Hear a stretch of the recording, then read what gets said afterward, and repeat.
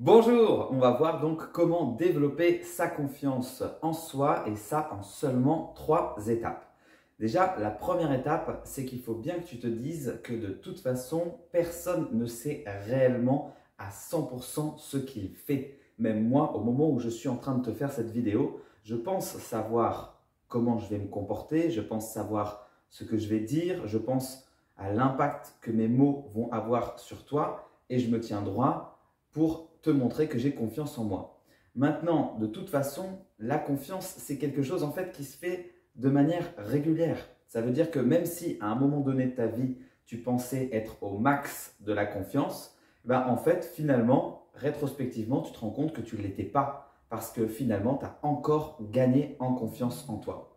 Donc, il faut vraiment que tu te dises ça. Personne n'a réellement confiance en lui et chaque jour, on gagne un peu plus en confiance.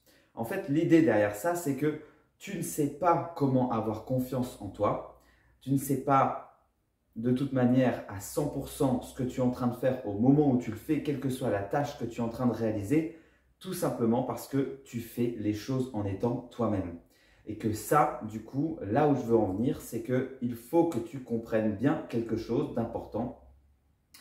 Je fais et j'apprends.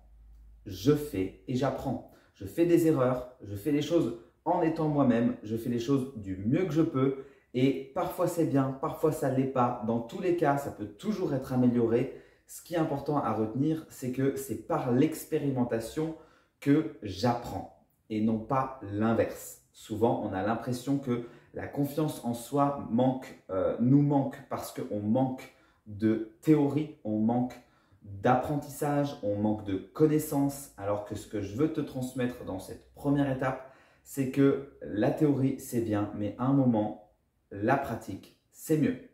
Plus tu pratiqueras, plus tu seras au contraire dans l'expérimentation et plus tu te rendras compte de comment tu réagis justement en situation réelle face à des problèmes, face au stress.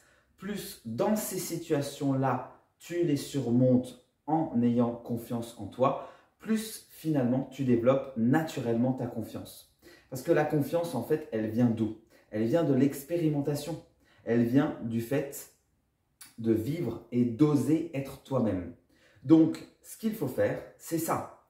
Je fais et j'apprends de mes erreurs. Ça veut dire qu'au moment où j'agis, je ne suis pas sûr à 100% de ce que je fais, mais je fais comme si effectivement j'étais au max. Parce que de toute façon, ça va libérer tes capacités d'action si tu penses que tu vas réussir. Et de toute façon, tu ne peux pas ne pas faire d'erreur. Ce qui m'amène du coup au deuxième point qui est qu'il faut apprendre du coup dans cette logique de je fais et j'apprends. Il faut que tu aimes en fait être imparfait ou imparfaite. Il faut que tu aimes l'imperfection de manière générale. Parce que en fait, c'est en faisant des erreurs que tu apprends, comme je le disais au premier point, c'est en expérimentant. Donc si tu ne t'autorises pas à faire des erreurs, déjà, premièrement, tu ne pourras pas réellement progresser. Parce que l'erreur est la base de l'apprentissage. Elle nourrit l'apprentissage. Donc si tu te prives de faire des erreurs et qu'à chaque fois tu en culpabilises, tu bloques complètement le processus d'apprentissage et donc le processus aussi de gagner en confiance en toi. Donc, dans cette dynamique, non seulement il faut que tu oses être toi, il faut que tu oses faire et expérimenter, mais il faut que tu oses accepter que l'erreur n'est pas négative parce que l'erreur en fait est source du fait que tu progresses en fait dans l'apprentissage d'une connaissance. Pour cela, donc, un petit conseil pour lutter contre la culpabilité. La culpabilité vient a posteriori d'un événement où tu as mal fait quelque chose, tu as fait une erreur. Tu es bien d'accord que la culpabilité n'existe pas quand tu as bien réussi quelque chose, puisque tu réfléchis sur cette culpabilité a posteriori. Donc, la meilleure façon de ne pas culpabiliser, c'est de réaliser que si tu culpabilises d'un événement qui s'est passé après, c'est bien parce que tu as un regard a posteriori, un regard après coup. Si donc du coup tu as ce regard, c'est que tu as déjà fait l'action. Donc la culpabilité en soi n'a pas trop de sens, puisque tu ne peux pas culpabiliser d'un événement que tu es en train de faire. C'est le mental qui est en train de vouloir te juger, t'auto-critiquer, justement parce qu'il pense que c'est de cette manière-là que tu vas progresser alors que c'est l'inverse. C'est bien parce que justement tu ne culpabilises pas et que donc tu acceptes foncièrement que tu es imparfait ou imparfaite, que tu as fait une erreur, que tu peux pleinement du coup rebondir face à cette erreur, comprendre pourquoi tu as fait cette erreur et donc en tirer les leçons pour ne plus la refaire. Donc on stoppe la culpabilité qui n'a pas de sens et on la remplace par au contraire le fait d'accepter que les erreurs nous nourrissent et donc on tire les leçons de ces erreurs. Et donc, pour terminer, la troisième étape qui est donc un petit peu ce que j'en parlais, c'est-à-dire que la confiance en soi, en fait, c'est quelque chose qui se construit sur le long terme. Tu ne vas pas te réveiller un jour et comme par magie te dire « ça y est, j'ai confiance en moi, je vais déchirer, je vais réussir tout ce qui se passe ».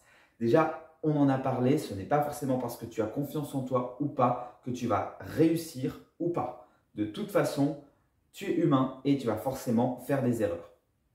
Maintenant, l'idée quand même pour construire et développer cette confiance en toi de manière régulière, donc c'est bien évidemment au quotidien faire les étapes 1 et 2 que je viens de t'expliquer.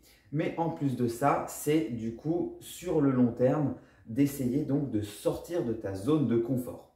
Parce que le problème avec la confiance, c'est qu'elle est souvent liée à la peur. Tu n'oses pas faire des choses parce que tu as peur du résultat, parce que tu as peur d'échouer. On en a déjà parlé, mais donc justement, en fait, ce qu'il faut faire, c'est te lancer de nouveaux défis pour sortir progressivement de ta zone de confort. Et plus tu en sors, plus tu vas réaliser que finalement, tu es capable d'accomplir beaucoup plus de choses que ce que tu crois, ce qui naturellement renforce ta confiance en toi, puisque par l'expérimentation, encore une fois, tu accomplis des choses que tu ne pensais pas forcément réalisables.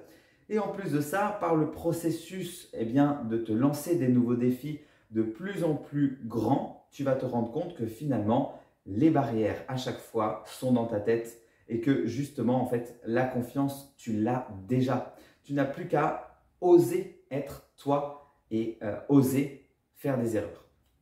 Mon conseil pour te donner du courage, c'est de te lancer des défis en commençant par des défis qui sont simples. C'est-à-dire des défis qui ne te challengent pas trop, qui vont être réalisables. Ça s'appelle quand même un défi. Hein. Ce n'est pas parce que tu le réalises facilement que ce n'était pas un défi.